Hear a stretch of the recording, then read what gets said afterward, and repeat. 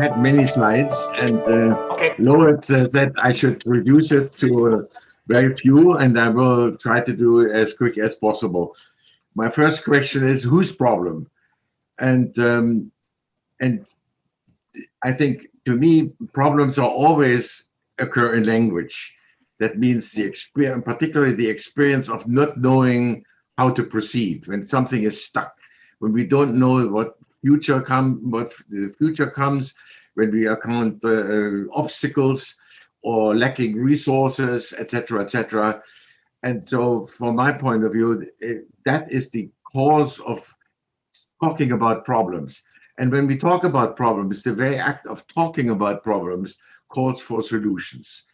And there are in our society, there are numerous discourse communities that have their own specialty in defining what a problem is. We have medical problems, legal problems, mathematical problems, and political problems. And so a problem is not just a general thing. It is always in particular languages or in discourses, in this case, in specialized discourses.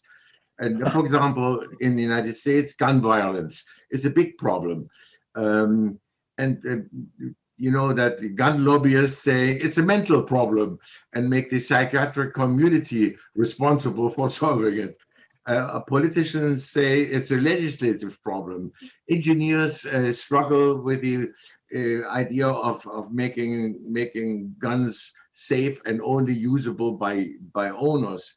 And there are educational problems to train people not to shoot, etc., etc.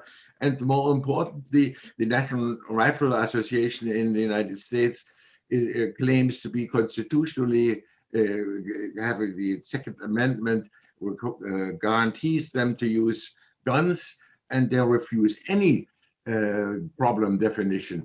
And so that is the kind of struggle I think that we all face. Well, we all face, or that's at least some of them. Now, I think that there's a systems perspective. The one that I know particularly is Russell Aikoff's definition of a mess.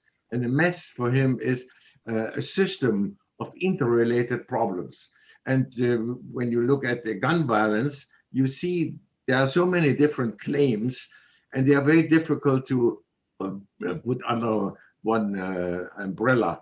And so the soft systems methodology proposes to bring these various versions somehow together. But by privileging the notion of systems as a methodology from the outside, they basically assume that the subsystems, you want those who define problems differently, they are always subordinate to serving inferior functions of actually, I would say, the larger system, or the larger system as defined by system theorists. So I would say, instead of using maybe the notion of system as a rhetorical device to bring people together in conversation, if you want, the soft systems methodology gives license to find the interrelationship to the systems analyst, and to me it's just unacceptable. So and I would say that makes actually the linguistic stakeholders that they have the language and they have their competence in defining their own ways of problems as inferior, and denying basically their agency.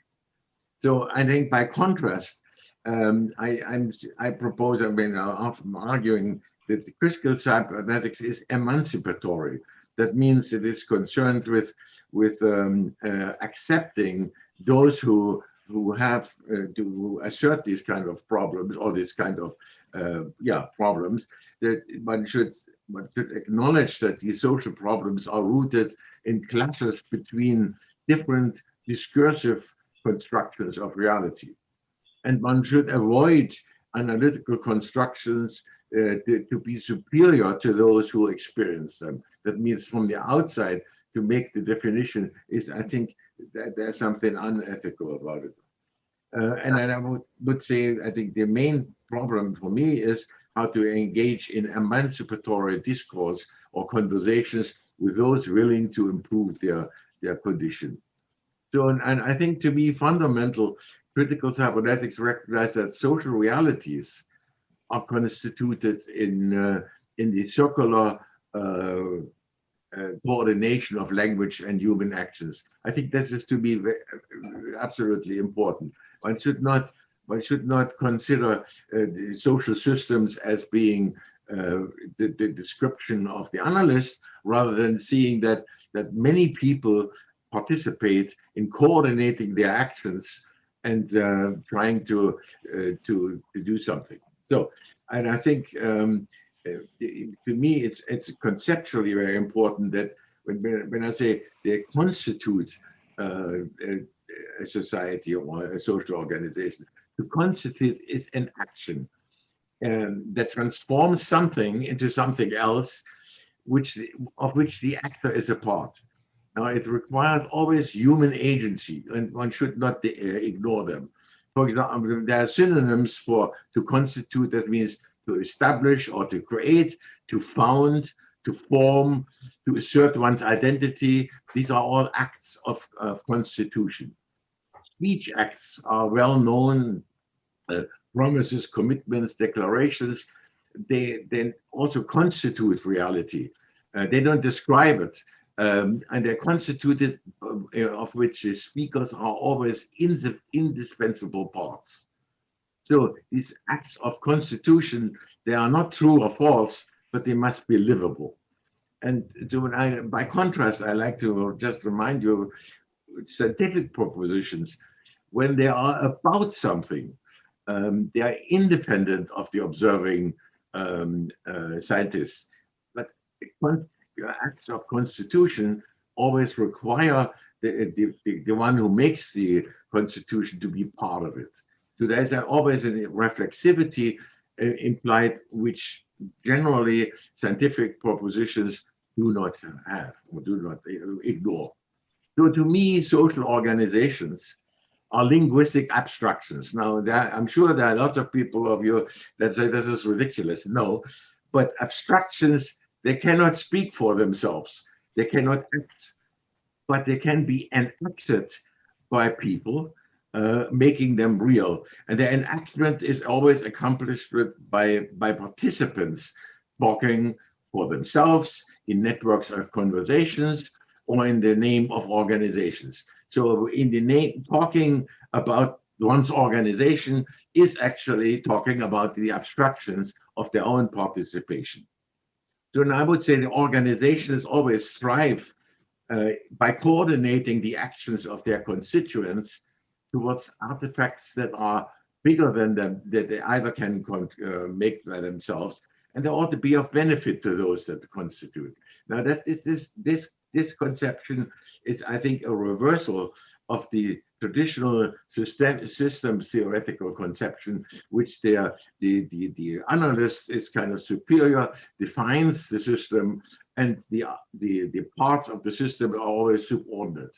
In my case, I would say I would like to reverse this, and I would say the viability of social organizations is always secondary to their constituents' agency and ability to communication.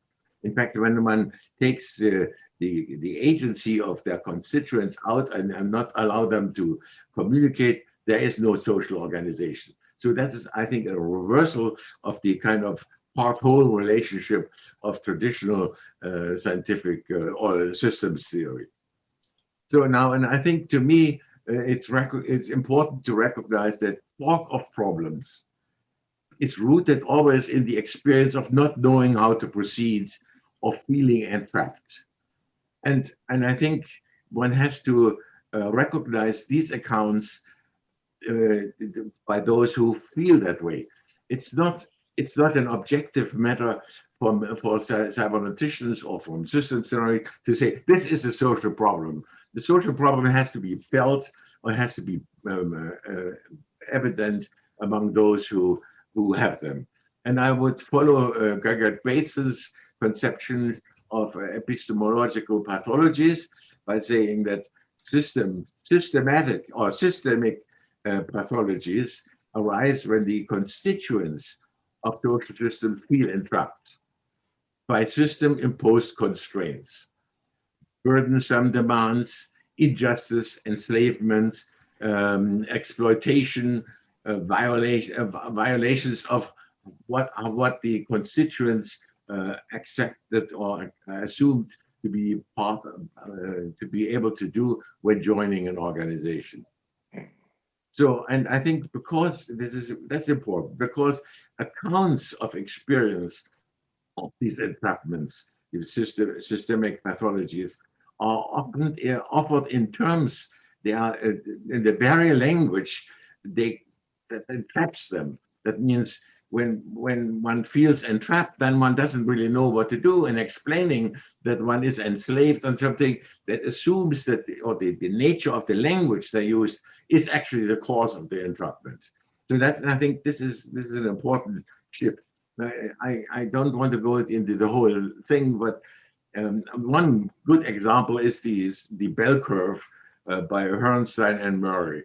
And this is it's a well-established and well-executed study of the intelligence, IQs, and finding that minorities have a lower IQ, and it is persistent over a long time periods. So that the critical part of the study is that why the statistics, there's nothing wrong with it, but first of all, the statistics is done at present. Second, it is interpreted, and the interpretation of the stability, the not changing nature of IQs is described as genetic. So if one defines now the IQ measure, first of all, takes that as an objective measure, and second, takes the statistics as is, then one comes to the conclusion, indeed, minorities have lower intelligence. The social consequences of that is that one would not hire someone from a group of lower intelligence for high-paying jobs. So that means it's a form of entrapment, in this case, supported by scientific research. So I think that is something one has to be very careful of, and I would oppose those. And I think much of racism, sexism is of that nature, that one categorizes other people and generalizes and leaves them in a trap. Now, there is a little bit of qualification, namely, it is sometimes possible to categorize yourself. For example, if I'm talking to my doctor, I take him in the category of experts, and I accept their expertise, but I don't feel entrapped by that. But the point is that one has to see these categories as entrapments, and that is what causes social problems. And I think that is where an empathetic discourse of critical cybernetics can make a difference. And I would, unlike those who suffer from systemic pathologies, critical cybernetics does not accept a present situation as inevitable and given and fixed. And I think it recognizes that all realities, all social realities, are constructed, are in the circular coordination of language and actions. And I'm referring there to Wittgenstein's language games, or C. Wright Mill's accounts of agencies. And these realities are all histories. And I think critical cybernetics should not just taking the present present situation as given, but rather look at the histories in terms of the kind of alternatives that were envisioned but ignored, and what one can do from there on. So, and I think if one, and that is, I think, a definition of Ashby, if you want, if one is, as a cybernetician, committed to study these dynamics, social consequences of all conceivable systems, that critical cybernetics may be able to reframe or cause the cause of the experience pathology as problems that could be solved, and finding emancipatory paths.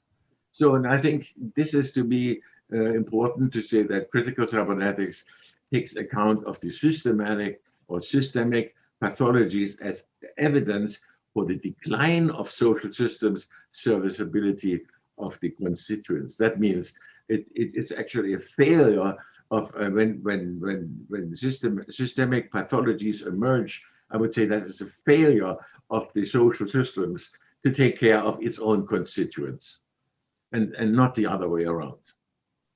So, and where possible, critical cybernetics ought to engage with those experiences them in these kind of conversations that cybernetics is famous for, the interdisciplinary conversations, etc., etc. And that is Ashby's notion, or social consequences, which is also speech act theory, or affordances, and so and whether these type of systems exist or are imagined, or natural, or designed, or constituted by actions is actually secondary to these explorations. So as entrapped into systems pathologies, its entrapments reside in the inability to imagine, articulate, and act ways to escape them. Critical cybernetics has to start by making those experience these system pathologies aware of their individual or collective participation in their own entrapment, and encourages them to adopt previously unimaginable ways of languaging. Now, in effect, critical cybernetics encourages members of social systems to see themselves as active constituents. That means critical cybernetics cannot be outside observer. They have to be participant, or they have to know the language of the society in which they are working. And so I think the aim of critical cybernetics would be to preserve the human agencies of members of social organizations that are, provided they are willing to surrender, they're not willing to surrender their agency. I have lots of examples, and I don't know how far I should go. But let me take the first or second one. A New Jersey judge, it starts with a decision to release a model prisoner into probation, and he is faced with an algorithm that says that this prisoner would be a big risk to release. Well, it turns out that this judge is not just accepting this algorithm as a fact, which is a normal thing for many people, and this is where one's agency is actually delegated to a machine. But he asked, what are the data? And then by asking the data, well, he is told, well, there are thousands of cases. Now, he cannot, of course, go through all of them. And then he asked, well, what are the criteria of this? And then he is told that the algorithm is proprietary. Now, this is a form of entrapment that the judge has now to make a choice. He can either say, I take the algorithm, comply, assign intelligence to an algorithm that, in my opinion, doesn't have it, or refuse to do it and do his own job and using his agency. That's one example. And then another one, I mean, this is somewhat ridiculous, but it's well known, that in courts and so, it's very often people say documents speak for itself. Well, what does that mean? It means that someone, the lawyer, says none of you can interpret that what you read differently. This is what it is, and it denies, in some sense, the literal individuals the ability to read the text differently. Now, texts don't have an agency. Texts cannot account for what they mean. Texts are just a question of interpretation by readers, and to take that away means actually got lots of imposition on the part of those who would be otherwise capable of doing it. Now, unauthorized conspiracy theories, for example, circulating on the social media, we know they have devastating consequences for our democratic form of governance. They are built on believing a text that is anonymously distributed. And when a text is anonymously distributed, then that, well, a reader can of course ignore it, but if it comes together that the text is true, then one is entrapped. Well, I have a lot of other examples, and I don't know which one I should take here. Well, one of the big things is claiming abstractions of belief systems as agents. And when we say God told me so, well, that is taking or assigning one's own agency to an abstraction that, in my opinion, don't exist, but exists in the mind of those who are committed to a particular type of ideology, religion, etc., etc. And this is actually true also for in thoughts like claiming mental illness as the cause of violence has a kind of the same origin. My brain made me do it. No? Now that is the kind of thing that where the individual is actually responsible for giving it their own agency away and not recognizing their own pathology. And to me, and I don't want to go any further. To me, critical cybernetics is a way of making people realize they are part in the construction of their own entrapment, and making it possible to engage in a kind of a discourse with cybernetics, which is always open and conversational and not authoritatively imposed. And in that connections, one can change the language that people employ in describing their own situations and trying to get out of the entrapment. Thank you. Klaus, Thank you. could I ask one quick question? Yeah. I'm curious about the term systemic pathology, and I'm wondering if it is the same thing as saying a system is undesirable. Well, that would be too general. The point, my point is actually that there's always something good and something bad in systems. But in let's say, so I mean, the notion of systems maybe in social organizations. There are social organizations that distribute the rights to speak very unevenly.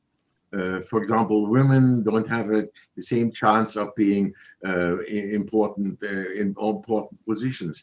But that is a kind of imposition. It doesn't mean that the whole system is undesirable. I think we need to rely on social organizations, in part because that what a social organization does is usually bigger than what every individual can do by him or herself.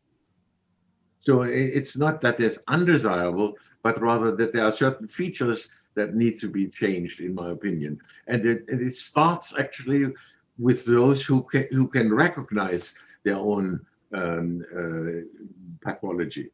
And I would also say I don't want to take some sort of an objectivist point of view.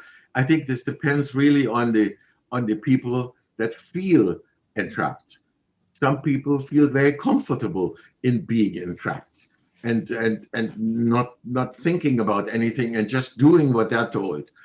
That is different from feeling that they cannot do what they want to do, that they are imprisoned in a conceptual system in which they cannot do what they want to do or what they think that is right to do, and that is the kind of entrapment that I think is, to me, the social problem. John and Mark raised hand. Please keep your question short and brief, and save the long discussion later after we hear all three speakers. John,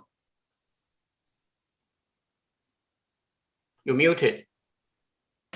Klaus, thank you for that presentation. It's very interesting. I'm wondering, a lot of what you're saying sounds to me a lot like Habermasian discourse ethics. Would you care to comment on that? Yes, I know Habermas well. As a matter of fact, I was once teaching a seminar in his Frankfurt school, but now he had an idea of open discussion, and that was kind of the ideal a public sphere where everyone can speak, and that is a kind of a global imposition of judging almost everything in this manner. And I don't think I think that can be also creating problems. And so I would say that has to be felt from people who are engaged in that. And I think Habermas doesn't take care of that. So you would say that Habermas misses the point that you're trying to make? That well, yes, I'm very much in favor of Habermas, no doubt. But I think he doesn't go that far. That's right. Mark. Klaus, thank you. Are you making a distinction between language and meta-language? Or if you're using Nigel Howard's terminology, game and metagame? Yes, I refuse that. Okay. Because the notion of meta has always to do with buying into a theory of language that is representational. That means, and then going back to Bertrand Russell's theory of logical types, that one must separate the thing that one talks about and the kind of talking. But I think when one thinks of issues of changing something with language, then one has to use a theory of language that is causing the kind of reality that is about, like speech act theory. In speech act theory, if you make a promise is not true or false. That would be what representational theory of language was looking at, and that's the reason why they couldn't cope with issues of speech acts. But a promise means that something is going to happen, and that is in the future. It's not meta. Okay, all right. Jamie. Yes, hi Klaus. When I hear you talk, I cannot help but hear the distinctions that Popper makes between the symbol or the exosomatic symbols and then world 3 or the artifact, dus language as an artifact, and then world 2, 7.6 billion people that are like using that artifact to talk with one another. And world 1 is then the reality that we're all sharing and that we're trying to make sense of. And so my question for you, I've wanted to ask you that for the longest time, and I don't think I have yet, is how much have you, when you say critical cybernetics, how much do you share with what is called critical rationalism as a general term to talk about Popper's philosophy? Or are you more like a Frankfurt critical person? It's a big question and requires a big answer. But I think when you talk about reality as it exists, well, I would say one has to be very careful with that. And I would think, there are other readings I don't want to quote there, but they said, if you accept a situation as is, that is an act of accepting as such. And if you take it as an act and not as a fact, then you can hold people responsible for their own perception. And that is, I think, a crucial difference. I do not think that Popper is doing that. Right. That is, to me, I think, very important in the whole issue of social problems. I think when you are imprisoned, that is a fact, you know. But if you see that what is your participation in it, then you change the whole discourse into something that you can potentially do something about.